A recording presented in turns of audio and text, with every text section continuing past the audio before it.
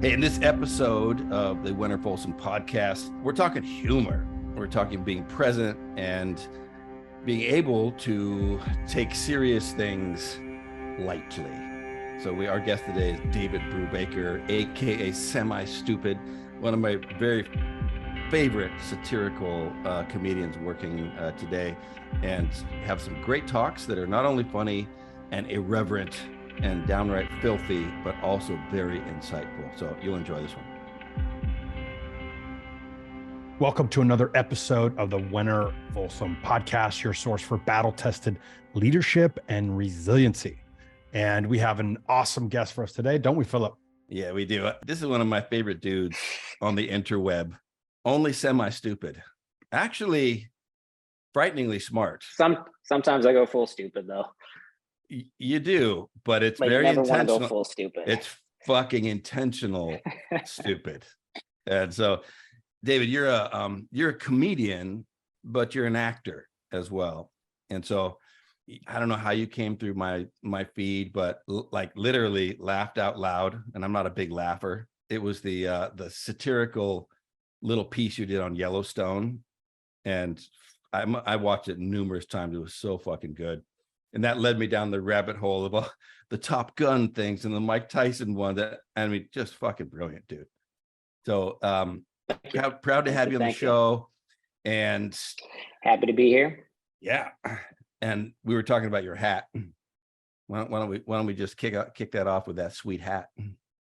With this sweet hat, yes, it is a semi-stupid hat. I started selling these, a couple of years ago. Came up with the logo myself, kind of took some inspiration from Brixton. I was a huge fan of Brixton, kind of tweaked it a little bit, loved the design. And when I first came out with it, though, I did it myself, and it was like really compressed and it was really goofy looking, but I was still selling hats. But I was like, fuck, man, I got to get this more professional. So all I had to do was reach out to somebody on Fiverr, and I'm like, can you just make this look good? And it cost me $5, and he made this, and I was like, fuck yeah. And now it's like synonymous with semi-stupid, the logo, everybody knows it when they see it. So yeah, so I started making these at semistupidshop.com. We have t-shirts, hoodies, mugs, coming out with new designs every month. Yeah. And this is a future project. I have some of the samples right here, but I'm going to be coming out with protein and creatine and some coffee creamer and some coffee. And I can't tell, I don't want to tell you the name of it yet, because I wanted to be a little surprised, but the name matches kind of like my content, I'll just give you a hint. It has to do with the fucking men genitalia. Nice. The male genitalia, yes. So and that's how you get your hats, bro. That's how you get your hats. Exactly. And the marketing around it, I think, is going to be awesome. So I wanted to do something that I was like, you know what, it's got to be something that relatable to me, says what my brand is. I didn't want to just, I never just want to put out something like a product. Like this kind of says who I am, the people that I go after. It's kind of like who they are, they're kind of semi-stupid, they're idiots, they're weirdos, they're whatever, so kind of building a culture around the brand, and that's kind of how I want to do it with this protein, which I think it could be funny. I think it could be good. Something about cream. Yeah. Okay. You might be able to guess it if you just think about it. We might be getting too close already for the reveal. Well, dude, where I met you was down at Gold's Gym, and Gold's Gym. Yeah, we were showering together. Yeah, we were. Yeah, a little post. We had wieners touched, and we're like, "Hey, I'm Dave." Well, so I was engorged. I was pre-engorged from my workout. You were fully erect. I was semi-erect, and semi-stupid. And then you started peeing on my leg, and I'm like, hey, okay, this is what's happening. It's on. It's on. Let's grab a coffee. So I there's a lot of famous folks that come through Gold's Gym, and you want to let them work out, but every once in a while there's a fucking dude in there that I got to go talk to, and you're one of those guys that was just, because That's not so famous that you could come up to and just be like, "Hey, what's up, dude?" no, I go up to anybody. If I want like any of the MMA guys or any of the like, hey, my name is movie stars. I don't care. Sports figures. I don't care. But Did you go up to Arnold yet? Oh yeah, I've worked out with Yeah? Arnold. Yeah. Is he cool? Well, as long as you don't fuck with him in the middle of sets. Well, it would make sense. I mean, nobody wants to get fucked with during their workout. Yeah. I shared a machine with him and my wife. We were working on donkey raises, calf raises, And is that the one where you go like this? Oh yeah, that's that's up and down, the one where he did down. in fucking what's the documentary called? Pumping Iron. You get a little Pumping ride. Iron. Oh, yeah, when he had those chicks on his back. Yeah. Yeah. So I was doing that with Arnold, and he was not riding me. We were doing it with just the weights, and it was hot. It was a hot day, and my wife just finished her set, and she had left sweat all over the pad. And Arnold looked at me, and goes, "You have a towel or something?" And I was so embarrassed. I was like, "Tanya, get Arnold a towel." I mean, I was so flustered, like a little, like a fanboy. Yeah. But Arnold's super cool. But it's cool. Cool. Yeah. So the reason why I came up to you and connect with you is that you're most. I mean, I think that what you're targeting is for your satire is men, right? Yeah. I mean, if you were to look at your feed, it's just I mean, if you look at my analytics too, it's like, and it's the most ridiculous 90% aspects of masculinity. I mean, you go after fucking like Top Gun, ridiculous. Yellowstone, ridiculous. Mike Tyson, ridiculous. Like you go right after iconic masculine, brands or characters, and then you basically deflate them in a very humorous and pointed way. But I mean, it's really brilliant satire, and I don't see anybody else who's really doing that. So yeah, or they do it in a different way, like completely different than how I do it, but nobody that's like that, I would say that's their content. Yeah. That's what they're known for. They might do it here and there, but yeah, it's never, ever the majority of mine. I try to turn something that's very serious and masculine into funny and gay. Yeah. And so, listen, that works the best. And Josh and I are both, veterans, and we both played sports and martial arts, and there's such gayness in those communities.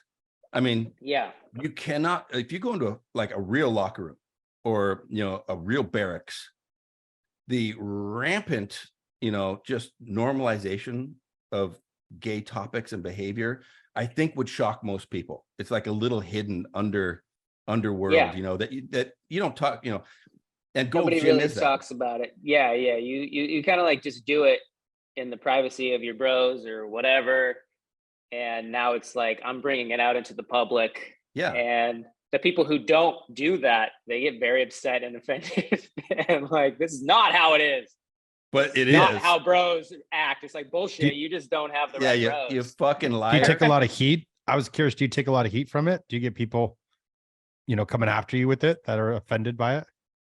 Oh yeah. Like, it's funny. And it's cool because it actually produces so much engagement because people will argue in the comments. Like, I don't know if you saw one of the last ones I did with one of my buddies, but it's like super gay. Like how you, and I purposely worded it this way because I wanted people to get upset. Like, that is not how best friends act. I was like, the title was, "This is how true best friends act." And it was just me and my buddy just doing like I would just walk by. I don't know if you've seen it. Oh yeah. The guy, I just got to get a bowl, couple pumps. Yes. Yeah, dude. So that, like, I knew that was gonna stir up the pot, but I also knew, I was like, this is gonna fucking take off, and it did. Because I knew, and it's still going on. Like, people are just in the comments. You got our side arguing with the other side, just going back and forth. But it's interesting. You're choosing. It's an interesting human dynamic because Philip and I've talked a lot about this too. Is you're choosing a stance, and so you're intentionally creating polarity, which means it's going to create the opposite. But you're saying you don't get as involved in it. You more just say, "Hey, I'm inviting a conversation, and I get to let them jump in the conversation after I create a topic, and you're almost stirring the pot a little bit more to watch them engage around it. He's a jester. He's fucking with the court Well, of masculinity. I do what I think is funny. I always do stuff that I think is funny, but also I know I'm going to have a core audience, like a very niche audience like you guys and guys like me. But then also, I'll push it a little bit because I know I'm going to have the other side. And, I love it because I love because some of my fans will just like, I don't have to do anything. You know what I mean? Like, I'll reply to like the first 20, 25 comments I get. But then after that, I just kind of like, I don't even pay attention. I don't try to look for anything. And I just let the conversation stir up in the comments with my fans and the people who are getting offended. But I feel like it helps my videos take off, I think, because it does cause controversy and people get offended. And I feel like the people that get offended, they actually like to get offended, like in a way with like people who like to get, who are just always upset. They whether they know it or not, they're seeking it out, and that's why they're in the conversation and they're constantly making comments, and it's like they can't leave it alone.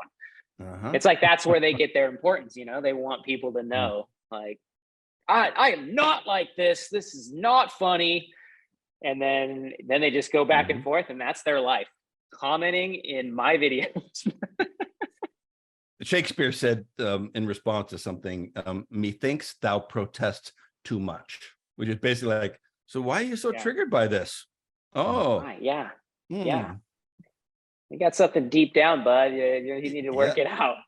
Why are you so offended? One of my favorite comments too, that was, I think it was on that one, and I pinned it. It was like, and I was like, this is the truest comment. It's like, the more gay you can act with your bros, the less gay you actually are. I was like, that is 100% true. And then I'll even get it from, and the funny thing is too, it's the people who say or claim they aren't gay that get upset. Gay people actually find it amusing and find it funny.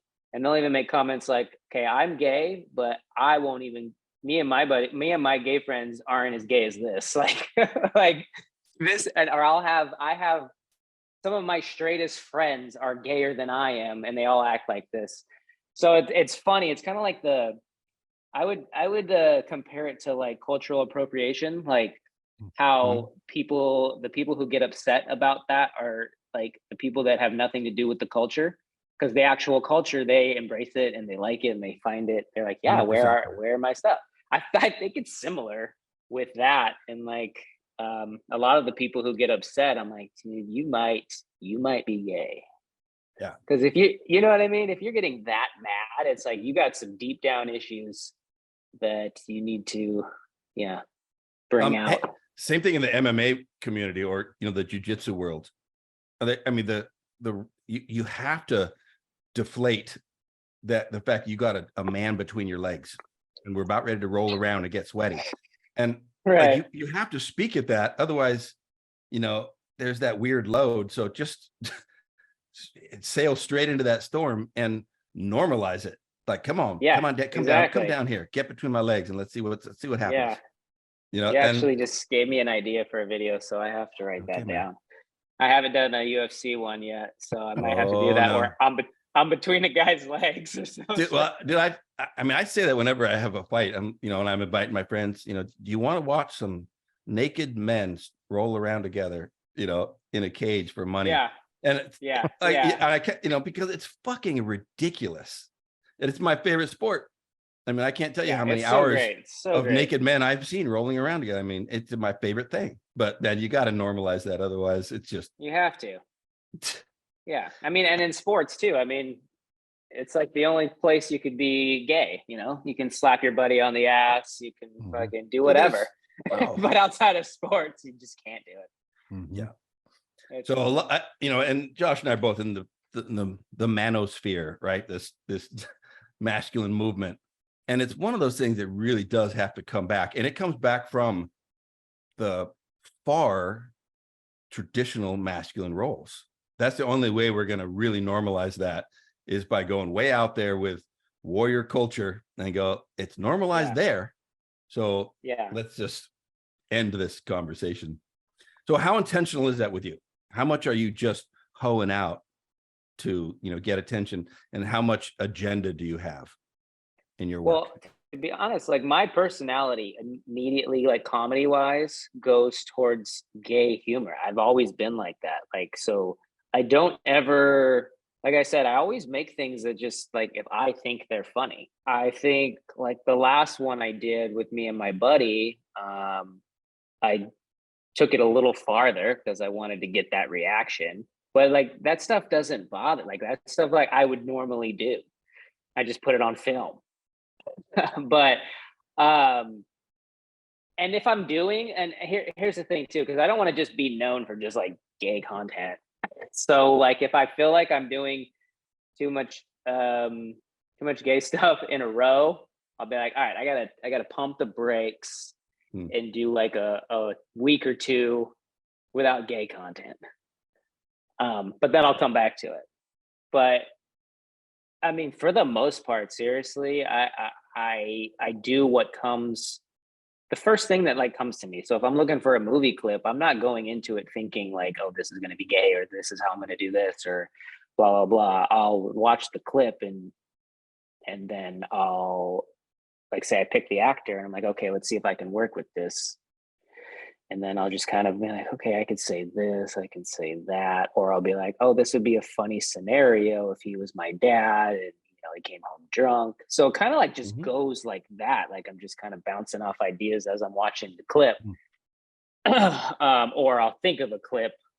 It'll just like, be having a conversation like this. And maybe you guys mentioned Gladiator. And then I remember a scene and I'm like, oh, fuck, that would be funny. But yeah, I've only done it a couple times where I actually was like, came up with a scenario and then actively like sought out a clip or something and tried to make it around that. But yeah. So it sounds like, has humor been a big part of your life for a long time? Yeah.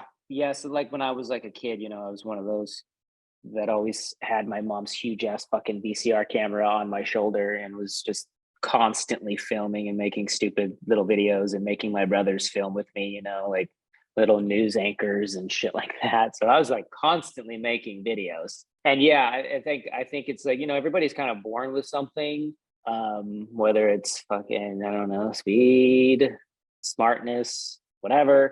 I feel like I just always had like, even growing up, like I was always had that sense of humor where I was kind of the goofy one or always trying to make somebody laugh or So I got a question on that. Let's say guys are listening, because we have a lot of men in our audience that listen.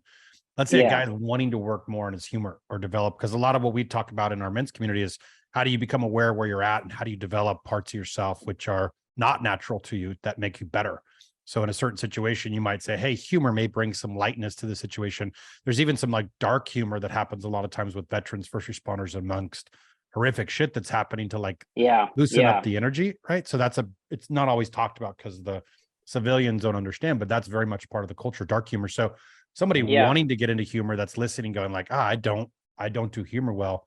Any tips, strategies, suggestions of like how they could start to develop those parts of themselves? Like, how do you think, like just as if you're a cook in the kitchen and we're seeing like, oh, what ingredients is he throwing in when he goes into his creation mode? How would we like stop and say, what are some of those ingredients of either the way you think, how you're looking at a scenario, like just some of the ingredients of somebody going like, oh, I want to work on an inch more funnier. See, it's I feel like it's hard with, because I feel like you could really, really work on it, but unless you have like just a natural knack for it, it's always going to be something where you're not gonna be as good as the guy who just comes natural at it. It's the same with like athletics or whatever. That's how I think, because I just look at guys that are natural funny, because it's all about timing. You got to have the exact timing. It's the way you are just talking to people, like the way your voice sounds, the way like, because I've seen people who are try really hard to be funny, but I'm like, you just don't have it. You know what I mean? It's just the way you talk, the way it comes out. But I feel like anybody could be humorous if they went to like improv classes and really worked on that, because then they really work on timing and just getting the timing right. And I think a lot of it comes down to like, you never want to seem like you're trying, you know, like sometimes I see people who are trying to be funny on camera and it looks like they're just trying too hard. Totally. And you feel like the more it comes off supernatural and you're just like, whatever, I don't give a fuck, you know, like just deadpan, to me, that's the funniest. Hey, we thank you for listening to the Wenner-Folsom Podcast. Just a couple quick notes. First, if you are a man and you're looking for an honorable and inspiring group of men to hold you accountable and challenge you to grow in your relationships, your fitness, your career, your finances, and your life, go to www.k4men.com. And if you are a veteran, first responder, or man or woman who deals with trauma, and you are looking for some resiliency tools and skills for you, your team, your organization, go to valorresiliency.com. Hope to see you there. Back to the podcast. Whenever somebody is trying way too hard, I'm like, that's just not funny. But that's just my opinion. You do play it pretty straight. Yeah, I mean, you play it pretty straight. Like you commit. And that's just who I am, you know? So that's why I'm saying, like, I feel like you just be who you are. And I guess if you work on the timing and just, I would say, becoming a more natural actor, then the comedy would hit more. Because I feel like as soon as someone sees that you're trying, it's over. That's how I look at it. Cause I'm just thinking of people that I find funny, and the ones that I find funny are just it's just so easy and it just comes off natural for them and blah, blah, blah. And then the ones I see that are trying to be funny, I immediately am just turned off. But it sounds like if timing's really important, then presence, like you actually have to be really present to the conversations. You have to be really present. And isn't it contrast? Like you're observing what's happening in the moment and you're training your brain to think of contrast is actually what's funny about a situation, is the contrast of a moment or the right comment. But it means you're really present. You're not somewhere else. You're not thinking of the future and the past. You're actually hyper thinking present about how to be funny. You know, you don't want to, in the moment, you don't want to be thinking like, okay, what can I say that could be funny right now? You have to just be like, I feel like the more you can work on being really witty and quick too, like going off of what somebody says and then immediately saying something that just pops in your head, you know, like it's just little things like that, you know, like one of the things, like for instance, that I like to do, and it just pops up, you know, like it just started like something that I'll just start saying. I'm like, oh, that's funny. Okay, I'm going to keep doing that to people when I meet them, or if I feel like it'd be funny, you know. It's like a few months ago, I think somebody was talking and they were saying something serious. And I was just like, bro, shut the fuck up, dude. Nobody cares. And like everybody just busted up. I'm like, okay, I'm going to start doing that. Like just little things like that you could just, and I even throw things out like that all the time, just with people. And like, I'm like, oh yeah, I thought that was going to be actually funny. And I guess it wasn't. Like trying things and saying things and seeing what the reaction is that you get. Because I always just constantly am saying and doing things around people. And then if I get laughs, I do it more. I keep doing that same thing. Like, you know, I have a lot of things that I do with my girlfriend that I'll probably say, you know, 40 things and she'll laugh at 24. But then those 24, I keep doing them because I know she's going to find them funny. Or I'll like, you know, tweak them a little bit. But that's kind of how I am. Like, I'm always thinking about ways, because I like to make people laugh. So I'm always kind of thinking of ways to be funny. Like it's always on my head. Like I always want to be funny in a situation, like whether it's 5, 6, 7 people. I'm like, I don't know why it's weird, but my brain is always thinking like, okay, how do I make these guys laugh? But without actually like putting thought into what am I going to say? It's kind of like, oh, they said something, I'm going to say this. Boom. If they laugh, sweet. Now it's kind of like I can build off that. And then like kind of, because I feel like once you make people laugh, then it's easier to keep making them laugh. And then you get more comfortable. But you just got to be comfortable enough to try to make people laugh without getting sad or upset if they don't laugh. and then just being like, yeah, okay, thought that was gonna, and that's how I brush it off too. If it's not, I'm like, oh, really? I thought that was gonna be funny. I guess not. Fuck me, whatever. So it's just being able to be, make fun of yourself too, and not take it too seriously. But I feel like a lot of people, they find it hard to be funny, because I'm even thinking of my girlfriend and a lot of people I know, to care too much about what people think. And then when you care too much about what people think, you can't be yourself. You can't try to be funny, because now you're self-conscious about, oh, am I going to look stupid? Am I going to look dumb? What if they don't think I'm funny? You got to kick that out the window. And I feel like that's probably, I would say that's the hardest thing to get past before you can try to be funny. That's a good one. Especially if you're not like just natural, and you just funny your whole life growing up, and then that's who you are. Like somebody who's not funny, and now they're like, okay, I'm gonna try to be funny now. Like they have to think, okay, I'm gonna have to go through a lot before I get to the funny part of people judging me and saying, oh, that was stupid, he's not funny, blah blah blah. And that's hard to do. It's interesting. I also think you made a distinction a moment ago, being able to laugh at yourself or make fun of yourself. And I noticed that's one, just observing men, right? And how men spend time together. There's a way to do it where everybody's laughing together. There's another way to do it where it's like attacking dudes, right? So there's different types of comedy. And I noticed, just my own observations, is I was around a buddy and we did a Grand Canyon tour, and he's super witty, super quick, highly intelligent. And the whole time he's cracking jokes, but half the time he's making fun of himself.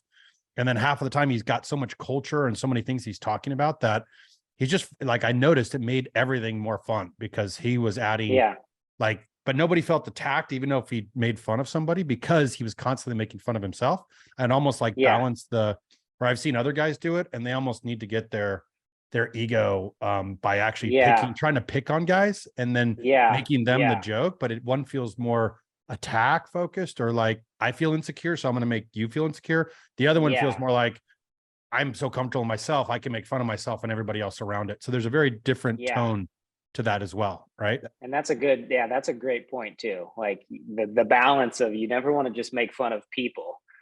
Like you want to make fun of yourself. And I always make fun of myself, in front of people, whether it's my small calves or fucking being short or whatever. Like I love making fun of myself, because I feel like that's the funniest. It's endearing. You're endearing. Yeah. Like, but then it opens it up for me to make fun of someone else. But I always only make fun of somebody else if I know if they can take it, that kind of gauges where I'm at. I don't just fucking attack somebody, and I'll never attack somebody, but I know if I can. And then I only like to do it too with people who dish it back. I don't, because if I were doing it to somebody, I'm like, okay, this isn't fun anymore, I'm actually feeling bad. So I'm gonna stop. But if they're like dishing it back, then that makes it better. Mike Tyson makes fun of himself in his previous version. Of his, hyper violent, madness. Mm-hmm. And so, he's already deflated himself, that's the best thing you could do. Yeah.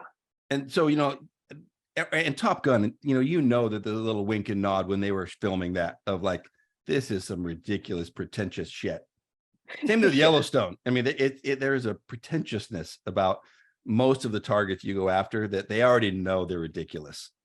And in that Mike Tyson one, you are a little teary. There's a close up on you where, like, you're actually, in deep actor mode. How close are you to sliding from comedian to actor? Is it imminent for you? I mean, so I'm not a professional actor, obviously. I've never acted at anything on TV, film, or whatever. But like, I've been acting. They're all acting. All of 7 years, since I started making videos. So I consider myself an actor, and I enjoy acting. And like, I've taken acting classes, and I still am, because I'm trying to like hone the craft, and I actually really enjoy it. So I consider, myself both. I love making comedy. Like, I don't think I would want to make like just like a serious movie or that just doesn't seem fun to me.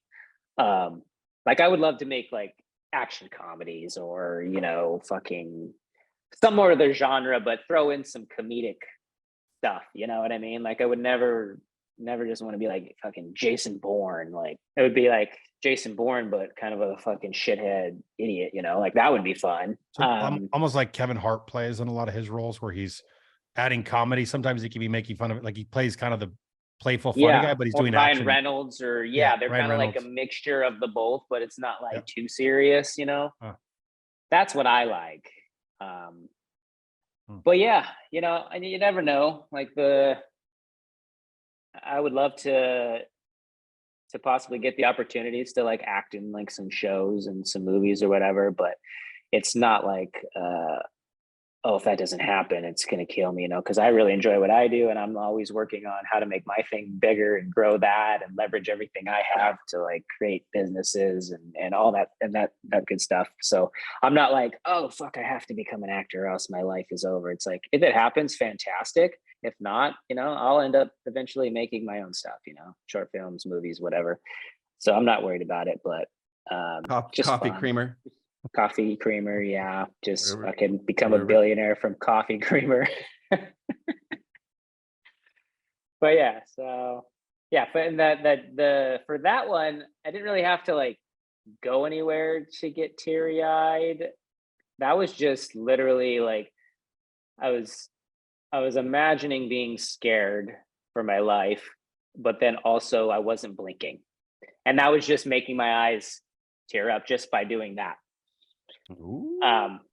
But there was some skits where I'm like, I have to cry, so then I'll just sit there for like a couple minutes, and then, you know, I have a couple not memories, but situations that if they occurred would crush me, you know. So that's what does it for me. Like I have a couple things I can think about that literally will take me there pretty quickly. So then that's a few of my videos. That's how I don't know if you've seen a couple that I got tiered for, but that's how I do that. But that's, I mean, I'm filming by myself though, so that's not a hard thing to do. You know, if I could do that in front of a huge camera crew and people watching me now, that's another story. I've never tried that. So we'll see. I guess that'll be the test later on. Well, tragedy and comedy are really close, right? I mean, yeah. They're like on the same bookshelf.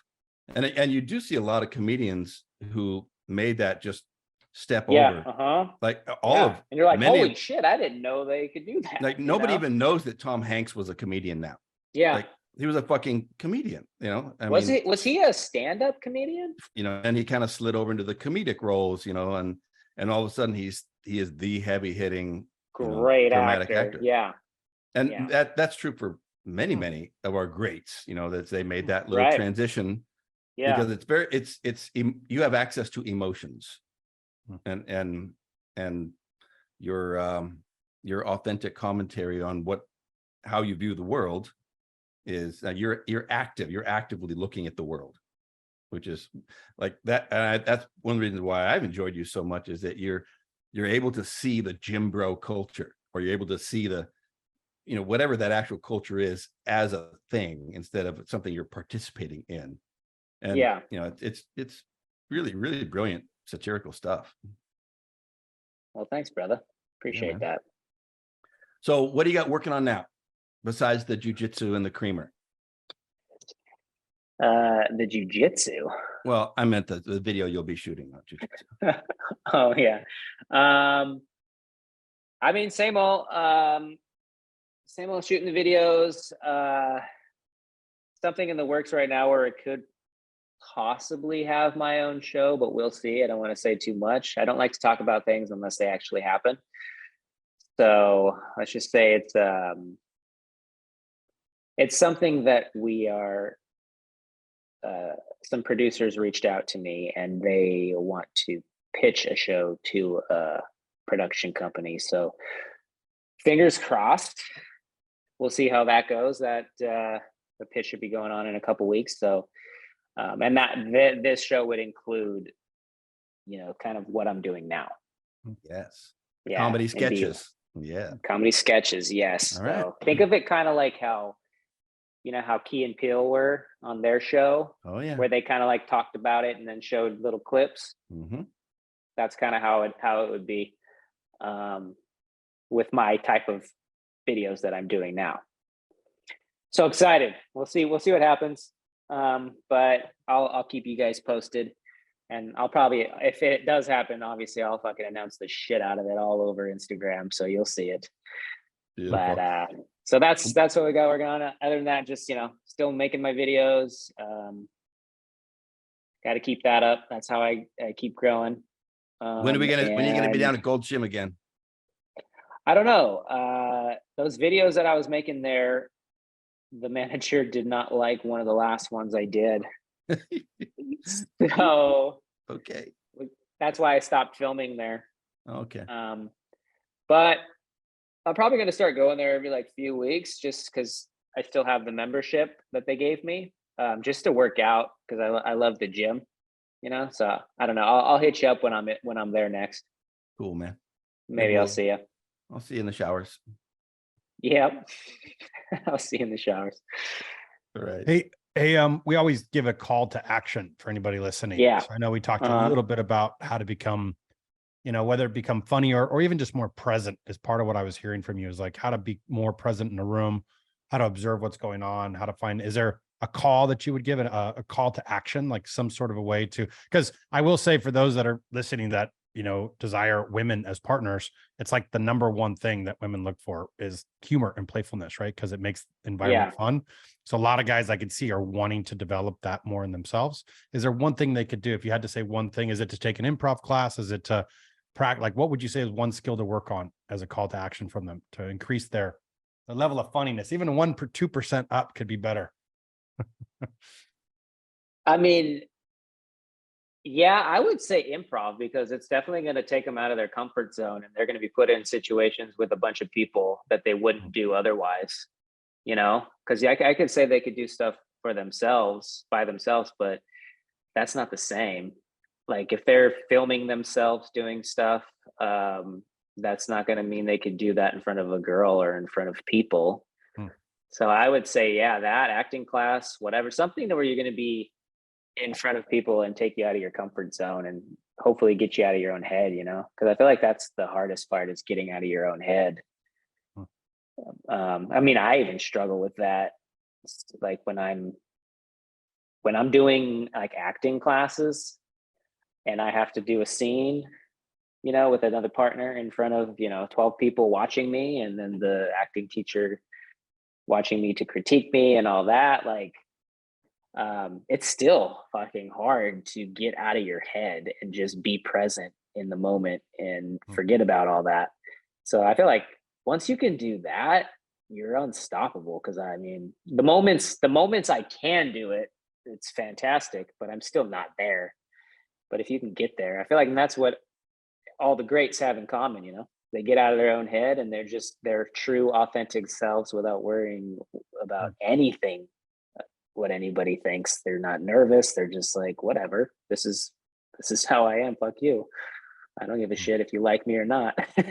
Like that. Yeah. So I feel like the more you can get out of your own comfort zone, because that's what I always try to do, whether as soon as I feel scared or nervous, like I really force myself to like just do it, because the more I feel like, for me anyways, the more I hesitate, the more I will find a way or an excuse to not do it.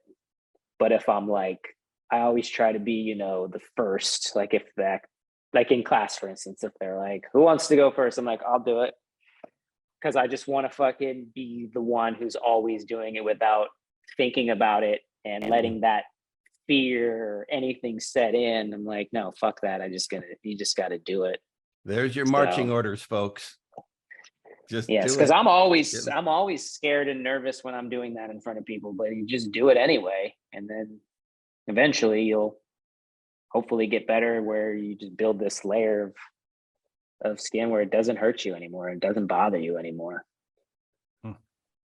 And where can people find you if people want to find out more about you, watch your skits, watch what you're doing? How can they find you? There's a local gay bar over here in Anaheim. Heard of it. I'm usually there on Tuesdays. No. So I'm on TikTok, Instagram, Facebook, YouTube, semi-stupid. And then my shop, semistupidshop.com. I'm on Cameo. So if you guys want me to fucking say hi to your mom, just let me know. It's only $30. And then what else is there? Then I'm going to be, I'll be coming out. Keep a lookout for my protein. Fuck, what else is there? That's about it. I don't know. I got herpes too, but anyways. Yeah. There you go. That's about it. Lessons to live by. David Brubaker, semi-stupid. Thanks for the the conversation today, dude. Enjoy your work. Looking forward to see you on the interweb soon. Yeah, and then hey, if you guys want, go to my shop, pick one of these hats out. I'll send you guys a hat. Awesome. Proudly rock that Really hat. Cool. It's a handsome hat. Yeah. Do you guys like the snapbacks like this, or do you like the dad hats? And I see you're wearing a trucker. I got trucker hats too. Yeah, I like trucker hats. Yeah, I got some cool trucker hats. Okay. Oh, let's see, I got so many over here. There's just a couple. I like snapbacks, snapbacks too. Dude. Oh, that's cool. This one, black on black. Yeah, I like it. I got this brown one. Those are cool. But yeah, I got a few. So yeah, if you guys want to go check them out. Hell yeah. Right on. All right. Hook you guys up. Thanks, David. All right, beautiful man. All right. So nice Thanks connected. for having me, guys. All right, fun. guys. See y'all. Stay battle Stay tested. hard. Yes. Stay battle right. test. Stay hard. Not David Goggins hard. I mean, erect. Stay erect. Stay erect. I'm going to start doing that. Stay erect. engorged. Stay engorged. Yes. Yes, fully engorged. All right. David, we'll see you, buddy. All right. Bye, friend. Later, guys. Bye.